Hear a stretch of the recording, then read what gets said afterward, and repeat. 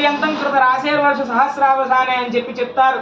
ఒక నువ్వుల రాశిని సూర్యమండలం వరకు పోసి 1000 సంవత్సరాలకు ఒకసారి ఒక నువ్వు గింజను తీస్తూ ఉంటే ఎన్ని సంవత్సరాలకైతే, ఎన్ని వేల సంవత్సరాలకైతే ఆ యొక్క నువ్వుల రాశి అంతా కూడా తరిగిపోతుందో అన్ని రోజులు కూడా ఎంతమంది అంటే మయా సహ దశపూర్వేషాం దశాపరేషాం, నేను నా నుంచి నా కొడుకు, నా మనవడు, నా ముందు తరం మొత్తం, నా వెనకాల మా నాన్న, మా తాతయ్య, మా ముత్తాత, ఇలాగా వెనక 10 తరాలు ముందు తరాలు, అలాగే మధ్వంశ్యానాం మాతృవంశ్యానాం, నా యొక్క వంశం, మా అమ్మగారు ఉంటారు కదా వారి యొక్క వంశం, ఈ 2 వంశాలు కూడా అంటే కన్యాదానం చేయడం వల్ల 41 తరాలు తరిస్తాయి.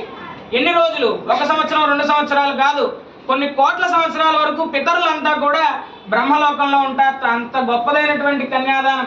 మనం ఆలోచించవలసింది ఏమిటి అంటే మన ఇంట్లో మనం పెంచి అమ్మాయిని కన్యాదానం చేస్తేనే ఇంత ఫలితం పరమాత్మ ఇస్తున్నాడు అంటే ఆవిడేమైనా మామూలు ఆవిడ కాదు.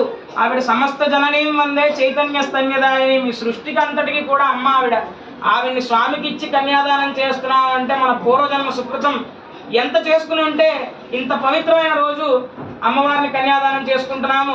పైగా ఈ రోజు కొండపైన నిన్న, ఈ రోజు, రేపు స్వామివారి యొక్క పద్మావతి పరిణయోత్సవాలు జరుగుతున్నాయి. నిన్న గజవాహనం మీద స్వామివారు ఎంతో వైభవపేతంగా విచ్చేసి అమ్మవారిని పరిణయం చేసుకున్నారు. ఈ రోజు ఇంకా స్వామివారు నారాయణగిరి ఉద్యానవనానికి రాకుండానే మనం ఇక్కడికి తీసుకొచ్చి పద్మావతి పరిణయోత్సవాన్ని ఇక్కడ మనం చేస్తూ ఉన్నాము. ఇంకో గొప్ప విశేషం ఏమిటి అంటే ఇందాక 11ంటికి అలా అనుకున్నాం, స్వామివారి కళ్యాణం జరిగే టైంలో కొండపైన జరిగే సమయంలో జరిగితే బాగుంటుంది కదా అని చెప్పి స్వామివారు ఆ కోరిక కూడా తీర్చాడు. అభిజిత్ ముహూర్తంలో కొండపైన ఏ రోజు అయితే రోజు కళ్యాణం జరుగుతుందో ఈ రోజు నిజంగా కొండపైన కళ్యాణం ఉండదు స్వామివారికి, ఎందుకంటే పరిణయోత్సవాల సందర్భంగా రద్దు చేస్తారు కళ్యాణోత్సవం. ఆ కళ్యాణోత్సవం కోసం కొండపై నుంచి స్వామివారు మన ఇంటికి వచ్చి అమ్మవారితో కళ్యాణ మహోత్సవాన్ని ఇక్కడ మనకి ఈ కళ్యాణ సంకల్పాన్ని మనందరం కూడా సభక్తికంగా పఠించుకున్నాం.